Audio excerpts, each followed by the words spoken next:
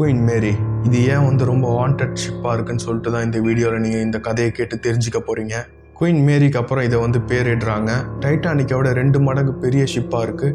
1930s இந்த ஷிப்பை கட்டி முடிக்கிறாங்க. 1936 இதோட ஜேர்னியை ஸ்டார்ட் பண்ணுது. இதில் 2 பாரு, 2 ஸ்விம்மிங் பூல், 5 டைனிங் ரூம் சொல்லிட்டு ஒரு லக்ஸரி ஷிப்பாக கட்டுறாங்க. ஆனால் அது ரொம்ப நாளைக்கு லக்ஸரி ஷிப்பாக இருக்கிறது கிடையாது. World War II அப்போ சோல்ஜர்ஸையும் பிரிசனர்ஸையும் டிரான்ஸ்போர்ட் பண்ணுறதுக்கு யூஸ் பண்ணுறாங்க இந்த ஷிப்பை. இப்போ வேர்ல்டு வார்க்கு யூஸ் பண்ணும்போது இதுக்கு பேர் வைக்கிறாங்க கிரேன்னு சொல்லிட்டு. எனிமி ஷிப்போட ரொம்ப ஸ்பீடாக இருந்திருக்கு. அதனால் இதுக்கு வந்து கிரே கோஸ்ட்ன்னு தான் இதை வந்து கூப்பிட ஆரம்பிச்சிருக்காங்க. அப்புறம் 1947 திருப்பியும் அதோட குயின் மேரி ஸ்டேட்டஸ்க்கு வருது. 1965 இந்த போட்டை வந்து சிட்டி ஆஃப் லாங் பீச்சுக்கு வித்துடுறாங்க. இப்போ கூட அந்த ஷிப் அங்கே தான் இருக்குது. நிறைய பேர் செத்துருக்காங்க. ஸ்டார்டிங்லேருந்து சொல்கிறேன். ஃபஸ்ட்டு வந்து கேப்டன் எட்கர் பிரிட்டன்ற ஒருத்தர் வந்து அவரோட கேபினில் ஸ்ட்ரோக் வந்து திடீர்னு செத்துடுறாரு. அதுக்கப்புறம் வில்லியம்ன்ற செகண்ட் சீனியர் ஆஃபீஸர் வந்து ஜின்னுன்னு நினச்சி டிட்டர்ஜெண்ட்டை குடிச்சு செத்துடுறாரு. ஜின்னு பாட்டிலில் வந்து டிட்டர்ஜெண்ட்டை ஊற்றி வச்சுருக்காங்க. அது தெரியாமல் குடிச்சு செத்துடுறாரு. இதெல்லாம் சின்ன சின்ன விஷயம். வேர்ல்டு வார் II அப்போது அக்டோபர் 2 1942 அப்போது ஒரு HMSன்ற ஷிப், சின்ன ஷிப், இது வந்து இந்த ஷிப் வந்து 20 டைம்ஸ் இதை விட பெருசு. இந்த 20 டைம்ஸ் பெரிய ஷிப்பு வந்து குயின் மேரி. அது வந்து HMS ஷிப் இந்த சின்ன ஷிப்பை ஃபாலோ பண்ணிட்டு போகுது. இவங்க வந்து நேவிகேட் பண்ணுறாங்க இவங்கள. அப்போது நேவிகேட் பண்ணிவிட்டு இவங்களை ஃபாலோ பண்ணிகிட்டே போகுது இந்த ஷிப்பு. அப்போது வந்து வாரில் வந்து மற்றவங்க யாரும் இவங்களை வந்து நூக் பண்ணிடக்கூடாதுன்னு சொல்லிட்டு ஜிக்ஸாக்காக போகிறாங்க. அப்போ 28.5 நாட்ஸில் போயிட்டுருக்க இந்த குயின் மேரி வந்து இது ஸ்பீடாக போகிறதுனால குட்டி ஷிப்பு மேலே மோதி அது 2ஆக உடையுது. அந்த இடத்துலையும் நிறைய பேர் செத்துடுறாங்க. மிச்ச தண்ணியில் வரவங்க எல்லாரும் வந்து இந்த பெரிய ஷிப்போட ப்ரொப்பலரில் மாட்டி செத்துடுறாங்க. அப்போ இருக்க சைரன்ற கேப்டன் வந்து ஸ்டாப் பண்ணி இவங்களை வந்து ரெஸ்கியூ பண்ணலை. ஏன்னா வந்து அப்போ இருந்த வார் ப்ரோட்டோகால் படி அவங்க வந்து ஸ்டாப் பண்ணக்கூடாதுன்னு இருந்திருக்கு.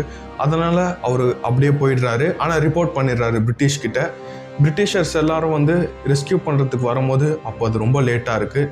ஹைப்போதெர்மியா, அந்த குளிர் தாங்காமே நிறைய பேர் செத்துருக்காங்க. 430 மெம்பர்ஸில் 99 வந்து பொழைச்சிருக்காங்க. நடந்த கதையை கேட்டால் அதுவே அதிகம் மாதிரி தெரியுது. அவங்க அலற சத்தம் இந்த டெக்ஸில் கேட்குதுன்றாங்க. எங்கே அந்த கரெக்டாக அந்த ஷிப் வந்து எங்கே மோதிச்சோ கரெக்டாக அந்த பாயிண்ட் ஆஃப் இன்டாக்டில் அந்த பிளேஸ் வந்து ரொம்ப வாண்டடாக இருக்குன்றாங்க. இப்போ இருக்க கரண்ட் கேப்டன் வந்து ஷிப்பில் இருக்கும் போது டேப் பண்ணியிருக்காரு. அப்போ வந்து யோசிச்சிருக்காரு திருப்பி ரிப்ளே வந்தால் ஃபன்னாக இருந்திருக்கும்னு. கரெக்டாக ரிப்ளேவும் வருது. அந்த சைட்லேருந்து ஏதோ ஒன்று டேப் பண்ணுது 2 வாட்டி. 2 உமன் வந்து ஸ்விம்மிங் பூலில் ட்ரவுன் ஆகி செத்துருக்காங்க. ஒரு உமன் வந்து 1930s ட்ரெஸ்லையும் இன்னொரு உமன் 1960 ட்ரெஸ்லையும் வந்து பேயாக வந்து பார்க்க முடியுது அப்படின்றாங்க.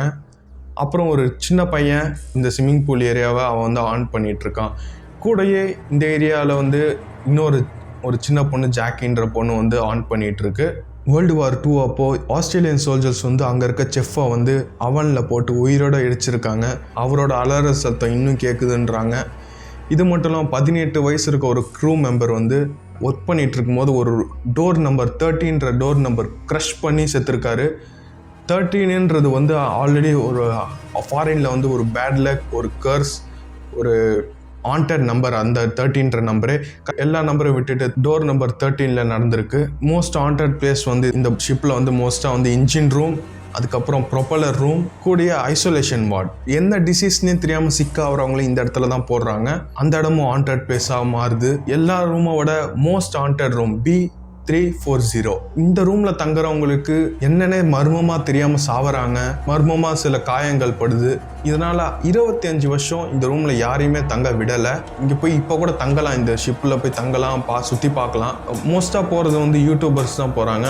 அவங்க பார்த்ததுலேயே மோஸ்ட் ஆண்டட் ஷிப்பாக இருக்குது இது. இந்த ஷிப்பில் உண்மையாக என்ன இருக்குது அது அன்எக்ஸ்பிளைன்ட்.